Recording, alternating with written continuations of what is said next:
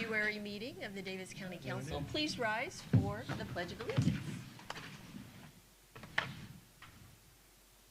Allegiance to the flag of the United States of America, to the republic for which it stands, one nation, under God, indivisible, with liberty and justice for all.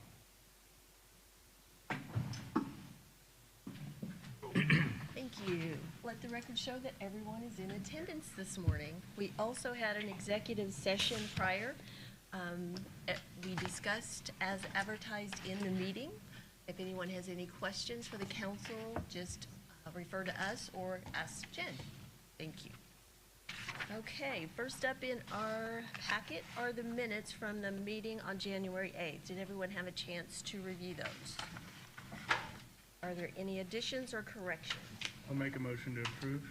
Matt has a motion. Second. Second by Tony. All in favor? Aye. Any opposed? Motion carries. Okay.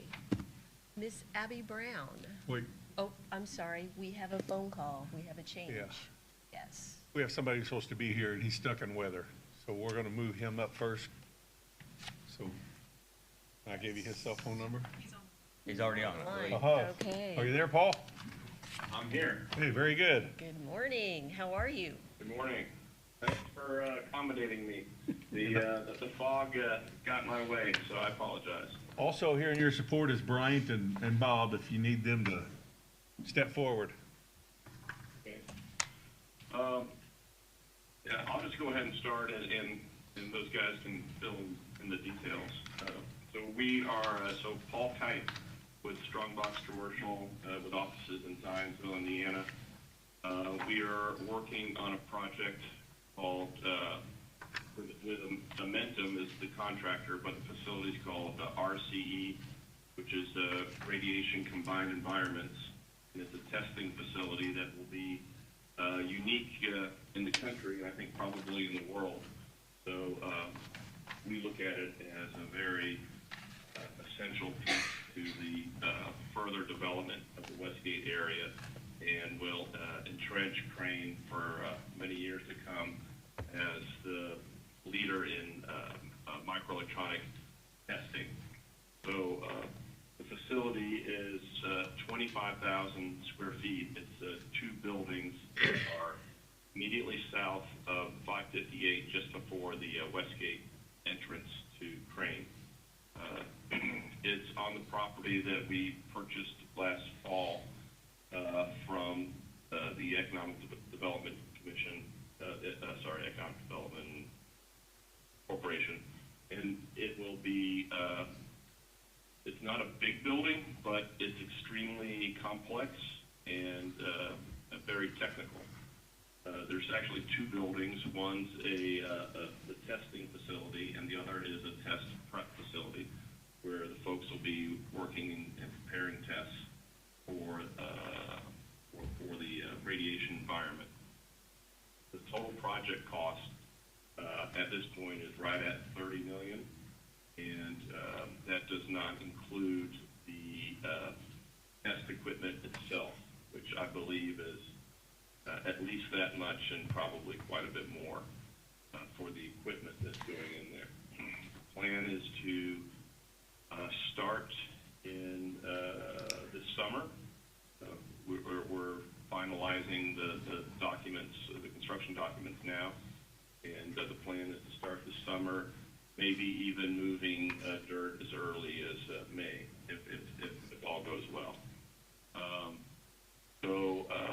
I think that really at this time, what we're looking for is a 10-year tax abatement, a standard tax abatement, and I can let the other guys fill you in on the details, but I just wanted to thank you for considering this, and we look forward to getting started. Thank you, Paul. We appreciate that. Thanks, Paul. Bob, do you have something to add? Well, we do have a lot more we can add depending on the flavor or your interest. It's great to be here today to talk about another project at Westgate. We've wrapped up a project with an abatement with Kratos. So now here we are again talking about Amentum, another exciting project. It's going to bring a world-class facility to Westgate. The Amentum team is here. Tammy Walker has some prepared remarks that she'd like to share. So Tammy, you want to come on up? And this will give a nice overview of the project and might lead to a few more questions and conversation. Hi, good morning, everyone. Thank you very much for this opportunity to speak with you. As Bob mentioned, I'm Tammy Walker, a senior program manager with Amentum. Amentum is a global leader in advanced engineering and technology solutions. We partner with the United States government and its allies to help them address their most complex and significant challenges within the areas of science, security, and sustainment. We are headquartered in Chantilly, Virginia. We have nearly 53,000 employees in over 80 countries across all 7 continents. We have had an office at the Westgate Tech Park for the last 18 years, and we have been servicing and supporting NSWC Crane for nearly 40 years. With all of our contracts at Crane, we have about 200 employees supporting the facility. Amentum is very excited to be partnering with Crane, Strongbox, Westgate, the local communities on the construction of this radiation combined environment test facility. This facility will provide a required test capability for microelectronics for the Department of Defense. It will be the only one of its kind in the country, like Paul explained. There is significant demand for this unique capability across multiple DoD programs, and the expectation is this testing capability will create approximately 15 new jobs and bring in multiple testing teams from the DoD throughout the year. This new facility supporting our national defense will greatly contribute to Westgate and the Crane ecosystem. With this one-of-a-kind technology, the staff will be highly trained on the operation of the equipment and radiation safety, which requires recertifications and continuing education. This facility will be regulated with a license from the Nuclear Regulatory Commission and will be required to undergo inspections on a reoccurring basis. The goal is to have this facility in operation by the end of calendar year 2027, and we are very excited to be part of this extremely important program supporting our national defense, enhancing our ecosystem, and growing our community by creating new jobs. So we do greatly appreciate your consideration of this project. Thank you. Thank you. What type of environmental impact is this going to have, or what type of environmental items are you going to put in place to protect the? This will be a very safe, controlled environment. All of the material in the facility will be contained, and it is at a very low inventory. So we will be following all requirements of the Nuclear Regulatory Commission. It's very stringent, so we are going to be highly regulated. And we have to be. If we don't meet that, we can't operate. We will be communicating and heavily coordinating with all of the local fire departments, emergency response teams, along with Crane response teams. So if there is ever a situation, everybody understands, the hazard that's on premises and how to address the situation. So there will be tons of coordination so that everyone is on the same page and it is safe. Amentum's main priority is our people and our customers and keeping everyone safe at all times. Is there any type of setbacks from property lines or anything required for your type of? I believe so. That becomes with, yes.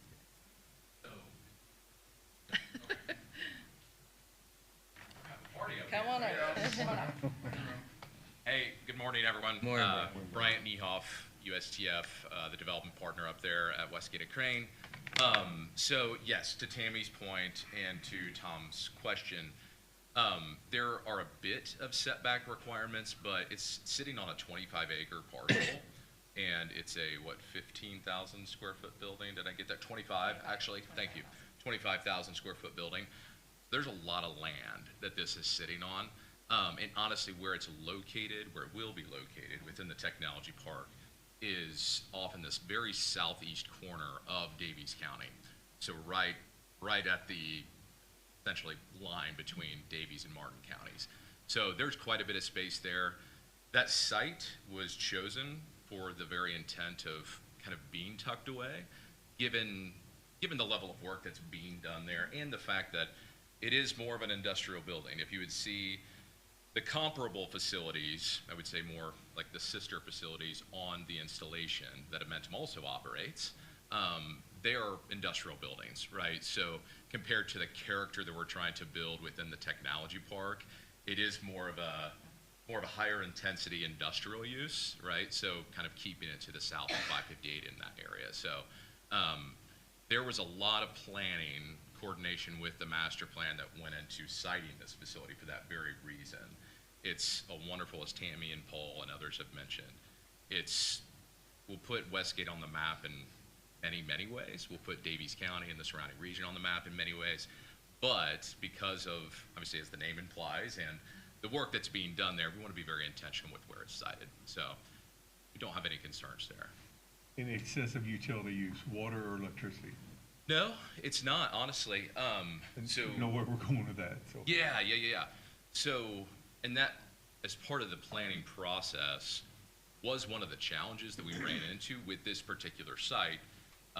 If you'll recall, the entire area south of 558 does not have water, sewer access. So as part of our READY program that we're implementing at Westgate, we will be extending water and wastewater down to the site. We actually hope to have that into construction this summer and completed by November. It's a minor project, but no excessive uses, just we need to get the lines in front of the site. So it's pretty standard, no water usage in the process, right? It's your restrooms, sinks, that kind of stuff, so, yeah. As far as, obviously, you're going to be, as customers, you're going to be supporting Crane, NSA. What about other outside customers coming into the tech park area from other? Right now, the main priority will be DoD programs. This is a requirement by all the branches, really, almost all the branches of the military, so they do have priority. If we get to the point where, their requirements have been met, this could be open to commercial industry to come in, but I think that's going to be a few years down the line. Yeah, but you are bringing, there will be, besides whatever's contracted through At Crane. Oh, yes. But will you be contracting with other DoD? They will and have to bringing- they'll have to, basically kind of sign a contract to be able to come in and utilize the facility. So yeah, it's gonna be, with Army, with Air Force, other Navy programs. Yeah, we will have to have things in place where they can come in and utilize a facility, and they will come in a week at a time to use a facility. Okay. So it'll be bringing in, so from a visibility standpoint, it'll be bringing other people to the. Oh, my goodness. The tech park. Yes, that hotel right next door needs to get prepared to have a lot of people come in. Like I said, they've been waiting for this facility for a very long time. It's significant priority for the DoD, and so, yeah, we will be bringing in people from all over the country to come use this facility. Any other questions? Thank you very much. Thank you very much, appreciate it. You want to turn the ball loose, or- Yeah, Paul? Paul, you got anything to follow up on? No, that's great. Okay, thank you very much for your time today. As far do as, you have a- as far as the abatement then, We're going to have Grant come up and speak. Okay. Yes. Thank you very much, Paul. Thanks. I'll stick around for a while. Okay, great. Brief. Exciting that we're doing this again, that there's interest in the tech park, and just appreciate when the companies show up and explain what they're needing. Typically, we do 3 meetings. This meeting, a declaratory resolution and a confirmatory resolution, assuming you're favorable towards the request. So this is the first meeting. If you'd like to, we'll request a motion on this to proceed. Any discussion? And then the next 2 meetings, this would be finalized. Okay. So if we want this to move forward, we would need a motion today to move to the next step. So I'm looking for a motion. So moved. Second. First by Matt, second by Tony. All in favor? Aye. Any opposed? Motion carries. It's unanimous.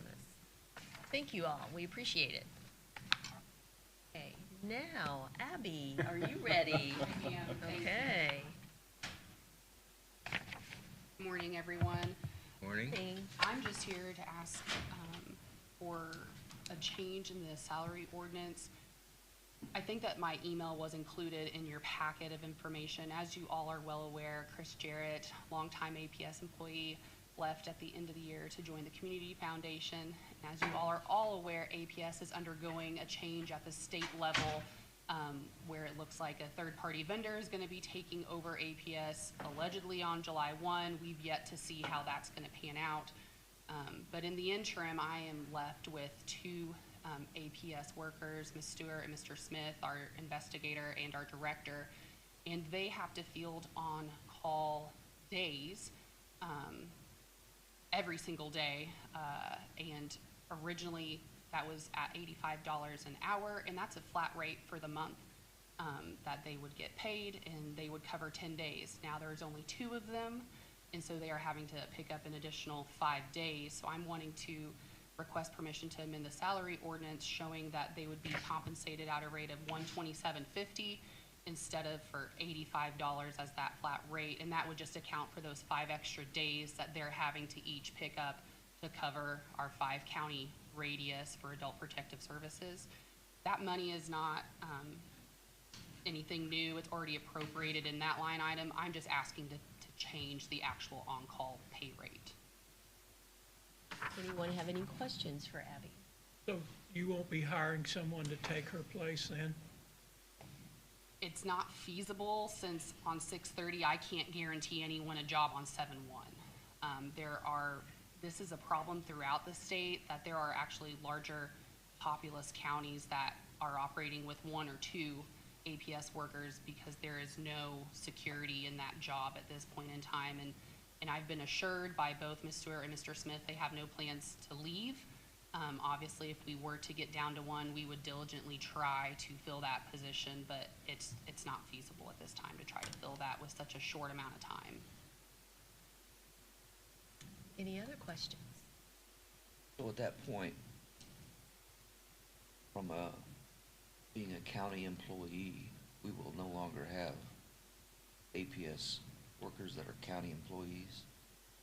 If, and we're getting into kind of other things, if the plan that the state has provided is implemented on 7/1, they haven't decided what vendor is going to be in charge of this particular section of the government. At this point, IPAC, the Indiana Prosecuting Attorney Council, we have turned in our own bid to retain as a whole entity to retain that. Nothing has been decided yet by the state. There are other third-party vendors that have submitted a bid, so yes, it's possible that it will go back to the state. It'll be a complete third-party vendor. The prosecutor's office will no longer supervise those employees, but the state has not made any determination on what will actually happen and if 7/1 is still attainable. Obviously, we're 2 weeks into February and they haven't decided how to implement that program yet, so. Yeah, I'm just thinking that's from the still- budget standpoint. I understand, and everything that I'm asking for today doesn't change anything that's already been appropriated for the 2025 year.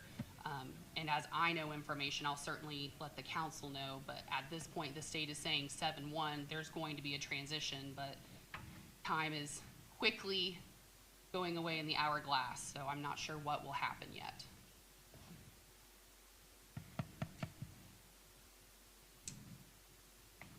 I can tell you they're busy, the 2 of them, because and some of us on here served with Dave Smith. I just happened to run the Dave in Petersburg last month. We had lunch, and he barely got to eat his little personal pizza because he was on the phone so much for work. I know they're busy. They were busy when they had 3 people. They're busier now. I'm okay with going ahead and with this request as long as there's no one new hired. But if there's a third person hired, then we need to revert back to where we were. And I would make the motion to approve this. Okay. I'll second. Mike Myers, second. All in favor? Aye. Any opposed? Motion carries unanimously. I do request additional information as you receive it, because I know we've had that issue with, other counties not participating in fees, and, just for our understanding as this goes forward to July. I mean, it just could be an email memo, hey, this is what they're thinking, that kind of thing. It'd be appreciated. Right. Unfortunately, I don't have much new information since they're still evaluating the RFP process. Those were due at the end of January, and they're in the process of making decisions now, so. Just asking if you get something. I'm not gonna be like I'm expecting something, but if you do get something, it'd be appreciated. Yep, not a Thank you. problem. All right, thank you, everyone. Thank you. Okay, Wage Committee for 2025. We're at that time again to set a committee, and then we can start working towards getting some dates together. Typically, the president, vice president, and then we need a third volunteer. So, do we have a volunteer that would like to sit on that? Tom? I would do it if you Tom is need me to volunteering. do it. Oh, Darren said he would as Oh. well. But it doesn't matter, I mean, Aaron can We do can- it. No. Can we have four? Actually, can we We have can't have four? four? So we can't have four? We can't. Leo, let's do that. Let's do four, if we can do that. All right, so Tom, You Darren. got 2 volunteers, you can't turn that down. Congratulations, guys. Yes, yes. So we'll be reaching out with some dates and try to get things organized for that. Thank you very much for volunteering. We appreciate it. Next up, we have our salary ordinance amendments. The first one was from the Sheriff's Department. We actually need to look at doing a backdate there. There was a longevity pay that was approved for the sheriff. And so it needs to be backdated to 2/7 of '25. So can I get a motion on that? See what Gary's. You want to talk about that, Gary? Yeah, I guess. Yeah, go ahead. I guess it was an oversight on the budget process, so, on the longevity pay. That was supposed to come to me, so we had to move some around.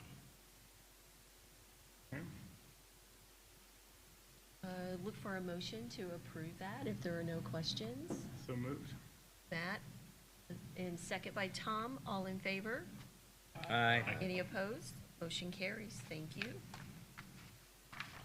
And It is operation. you want to do the operation pullover since you're up there as well? Yeah. Okay. Yeah, we're asking for an additional appropriation to move the remaining 2024 Operation Pullover Grant funds to the 2025 budget. And that would need to be backdated as well to 1/10 of 2025. Any questions for Gary on that? That was just the grant dollars being moved over. I look for a motion. Move to Tom? approve. Okay. Second, Mike Myers. All in favor? Aye. Any opposed? Motion carries. Thank you. We also then have on there for the circuit court, on the court reporter, this is a backdate as well. This was the payout for Connie Englehart. You should have that information in your packet at how that was arrived at that number. That was a combination of her sick time, personal time, vacation time, comp time, all of that. So that is for that payout for her on her retirement. So moved. Second. Okay? All in favor? Aye. Any opposed? Motion carries. Then there's also the new court reporter, for the temporary court reporter for them. That one needs to be backdated as well to 2/7 of '25. This is for the training period for the new court reporter that is replacing Connie Englehart, who retired. Any questions on that? If not, I look for a motion to approve that. Move to approve. Do I have a second? Second. Second by Matt. Matt. Okay. All in favor? Aye. Any opposed? Okay, motion carries. We have the overtime that was paid for the snow events that we had from the highway department. That needs to be backdated as well, 1/24/25. Any questions on that overtime? So moved. Motion by Tony, second by Tom. All in favor? Aye. Any opposed? And I know we've said this before, but they really did a good job. They did a great job. They were out a lot. Yes, they were. Okay, Superior Court. We have a request to do a transfer. We also had a retirement there in that department, the chief probation officer. And so there are some transfers to do the payout for the retirement and then to help pay on the new chief probation officer. There was a fifth position that was not filled, and so they were transferring money from that to pay on these. Any questions on that? If not, I look for a motion to approve those transfers. So moved. Matt, second. Darren has second. All in favor? Aye. Any opposed? Okay, motion carries. Gary, you're up for your year-end report.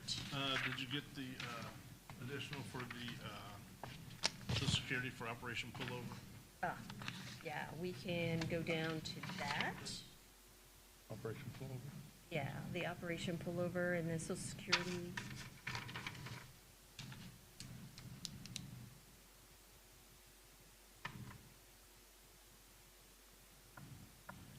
It's in your, Here it is. it's the It's- appropriation further down, not, Yeah, it's in the appropriation, yeah. The wages for the Operation Pullover. So we'll probably just go through and approve all those additional appropriations at the end. If you just want to go ahead and do your report, that'd be great. Thank you. 2024, the Sheriff's Office received 7,363 calls. So, prisoner transports, you're not going to be happy with those numbers, but neither am I. We did add another category where we take our road crew out and they go to Odin and they go to different places. That was 6,189 miles of the increase, so we hadn't really logged that before. Mental health transports are up a little bit. We're having to take them further across the state. Juvenile transports went through the roof because we no longer have Southwest Youth Village over there. We have to go to Dearborn County, Johnson County, and Vigo quite often now. So, but we do utilize the court visit or the court video more than we ever have.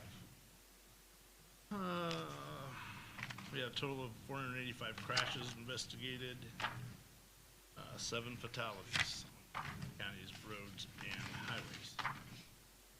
There's our miscellaneous Eric? reports. Yep. Excuse me. What was the public relations miles? What is that? Which one's that? I don't know. It's I'm not- 257 257 Oh. events and miles 6,189. It's new this year, it looks like. Yeah. We didn't do it before. That's the road crew. That is the road crew. Yeah. What have we been doing in the past? Not just not playing We it? haven't been Oh, okay, collecting so it we're yet. just gonna start doing it. Yeah, I got you. I thought that would be, I thought we should probably Yeah. report on that. I understand what you were saying But now. I didn't realize that we hadn't been reporting on it before. Okay, So, thank you. yep. Going to the jail report. We had no fatalities in the jail, no escapes. Jail's pretty full. We did take in 903 bookings last year, which is down from, usually we have around 1,200. So, some of that's probably where judges are doing, Judge Murray's doing video conferences, and we don't have to book them into the jails quite as much. Whenever we bring them in from other places, there's just some demographics on people, misdemeanor bookings, felony arrest. We served 190,460 meals, and we're currently housing 31 inmates in community corrections work release pod, which my people have to run. We got the jail programs. We've got a couple different programs running throughout the facility. We still have the rare program, and IRAX is there as well. They're doing good things for folks over there that want to drink the water. You know, you feed all those horses, but sometimes they don't drink it. Here's some of the projects that the road crew does. We have one male road crew and one female road crew. So they're busy throughout the year. Last check, we're currently fully employed. I think we may have one empty spot. I believe we're fairly close to being full staffed, deputies and chief.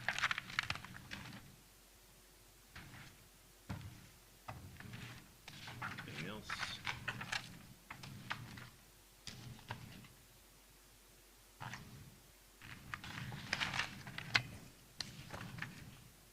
Any questions for Gary on the report?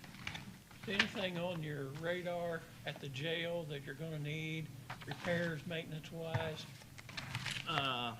The Sallyport doors, we're looking at those. That was something that we started talking about in the middle of last year. The motors that are made for those are no longer being made. There's one sitting on a shelf somewhere. I think we're going to buy that and maybe get two, but those doors are in need of servicing. Be cheap. We've also talked about having the company come in and inspect all the locking mechanisms in the jail. That hasn't been done for quite some time.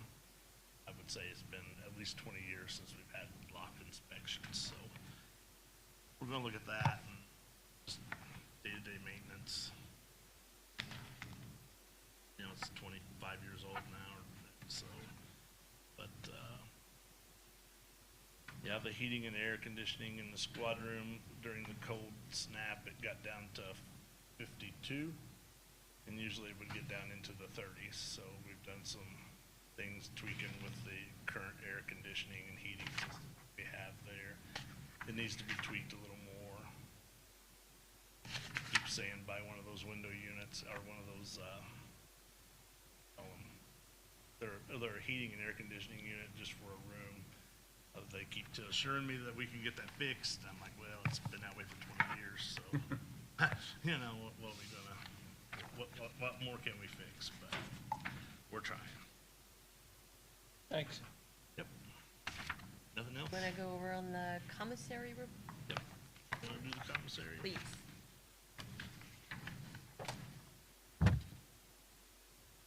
I am required by law to present this to you twice a year.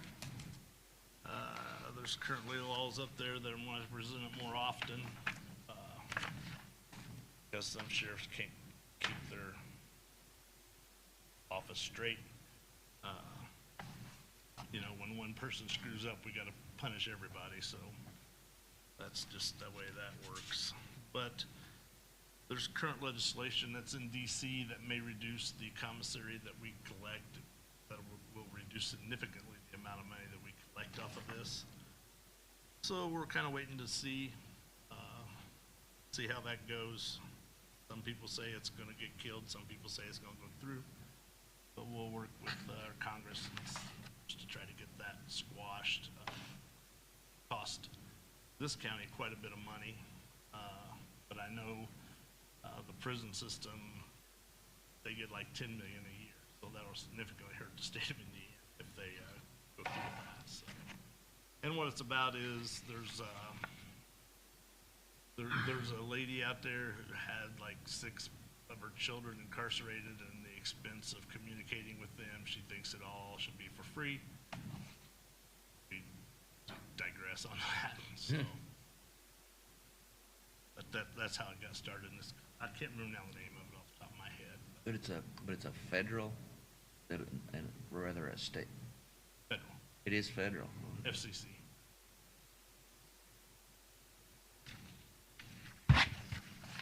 Any questions on the commissary report? Says cell phones on here, is Right. that, Taxpayers do not pay for my cell phone. This fund here pays for my cell phone. If I don't have this fund, then we'll have to come to you to get cell phones. We are a I communication-driven just closed it. office, and I think we got 28, 29 cell phones, and then every car has a hotspot and It's just,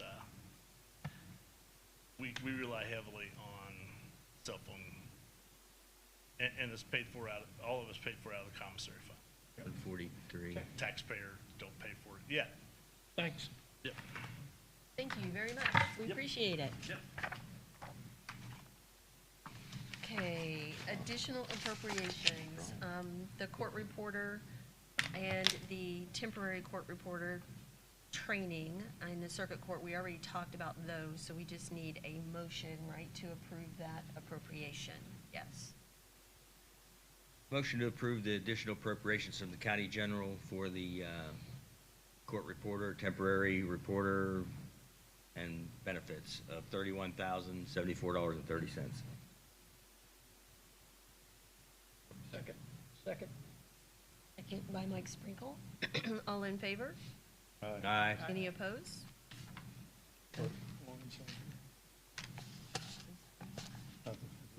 Okay.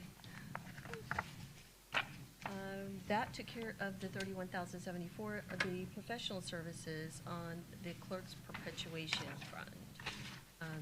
$2,000 was the request. Motion approved. For shredding. Yep.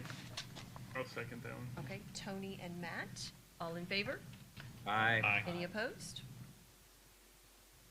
Restricted opioid funds, the training and education and then the prevention and education. Those were submitted by Laura, and she was unable to come today.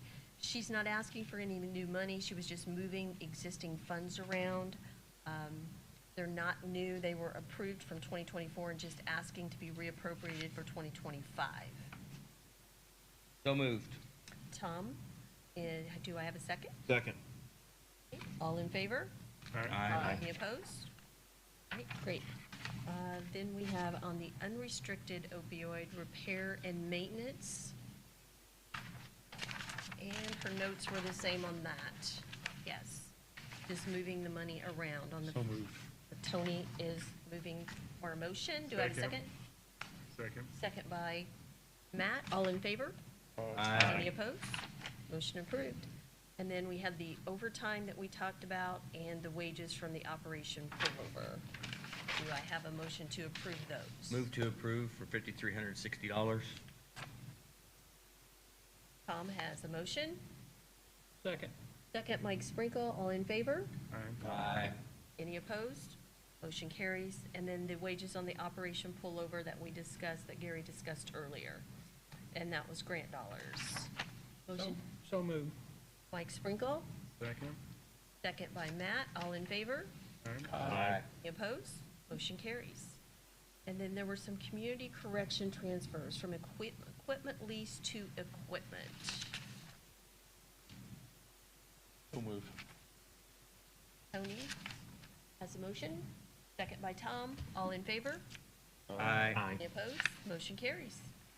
Then we have our information in our packets for the DCH Finance Committee, the Davis County Airport. Anything to add on that, Matt? Nothing. They didn't have a meeting last month. Okay. They didn't have a quorum, so. Okay. Is there anything else from the council? Marilyn, Yes. Mike Heath would just like to share something with everybody. Absolutely.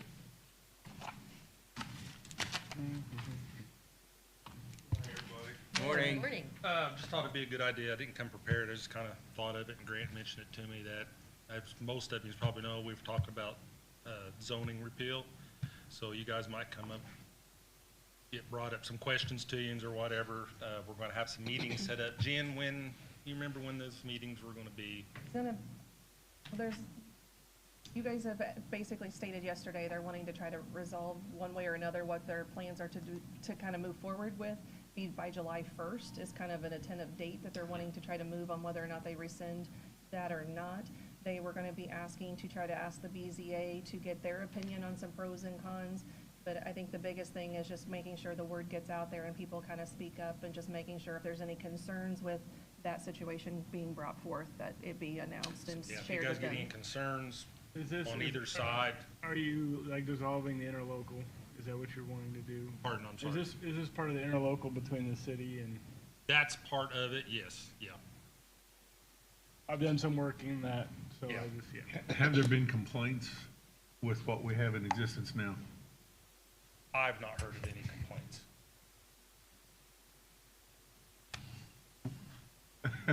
We gotta be real careful.